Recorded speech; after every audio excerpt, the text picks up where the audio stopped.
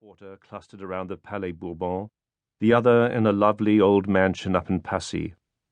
It was destiny, Prideaux believed, that he spend his evenings in such exalted places. And he thought, if fucking destiny had a shred of mercy left in its cold heart, he would just now be hailing a taxi.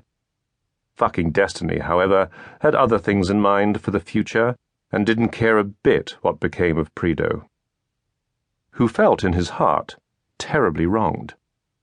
This shouldn't be happening to him, not to him, the famously clever Louis Prideaux, chef de cabinet, technically chief of staff but far more powerful than that, to an important senator in Paris. Well, it had happened. As tout Paris left for the August migration to the countryside, Prideaux had been forced to admit that his elegant world was doomed to collapse. Expensive mistress, borrowed money, vengeful wife, and so he'd fled, desperate for a new life, finding himself on the night of the 14th in Varna, the Black Sea port of Bulgaria. Bulgaria! Prideaux fell back on his lumpy bed at a waterfront hotel, crushed by loss. The row of beautiful suits in his armoire, the apartment windows that looked out at the Seine, the slim, white hands of his aristocratic, by birth not behavior, mistress. All gone, all gone. For a moment he actually contemplated weeping, but then his fingers, dangling over the side of the bed, touched the supple leather of his valise. For Prideaux, the life-preserver in a stormy sea, 1,000,000 francs. A soothing, restorative 1,000,000 francs. This money, German money, had been meant for the senator, so that he might influence the recommendation of a defense committee, which had for some time been considering a large outlay for construction on the northern extension of the Maginot Line, up into Belgium, the Ardennes forest, where the Germans had attacked in 1914. A decision of such magnitude, he would tell the committee, should not be made precipitously. It needed more time. It should be studied, pros and cons worked through by technicians who understood the whole complicated business. Later, the committee would decide. Was it not wise to delay a little?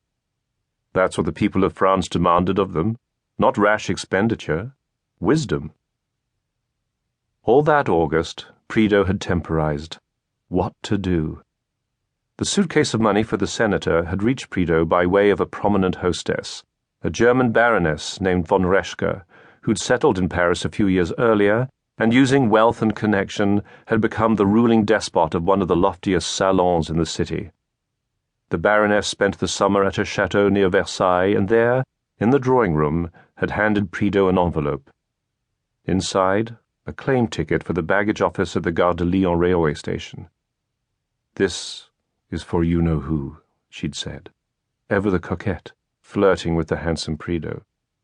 He'd collected the suitcase and hidden it under a couch, where it gave off a magnetic energy. He could feel its presence, its potential.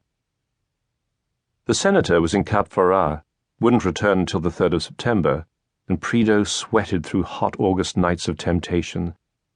Sometimes he thought he might resist, but the forces of catastrophe were waiting, and they wouldn't wait long. His wife's ferocious lawyer, the shady individuals who'd loaned him money when the banks no longer would, and his cruel mistress, whose passion was kindled by expensive wines, with expensive dinners and expensive jewelry to wear at the table. When unappeased, she was cold, no bed. And while what happened in that bed was the best thing that had ever happened to Prideaux, it would soon be only a memory. He had to escape before it all came crashing down on him. "Take the money," Prideaux's devil whispered. "The Germans have more where that came from. Go to, say, Istanbul, where a perfect new identity could be purchased. Then on to exotic climes, Alexandria, Johannesburg, Quebec." A visit to a travel agency revealed that a Greek freighter, the Olympios, took on a few passengers at the Bulgarian port of Varna, easily reached by train from Paris. Stay or go? Prideaux couldn't decide, but then, after an exceptionally uncomfortable telephone call from one of his creditors, he took the money and ran, before anyone came looking for him. But they were looking for him.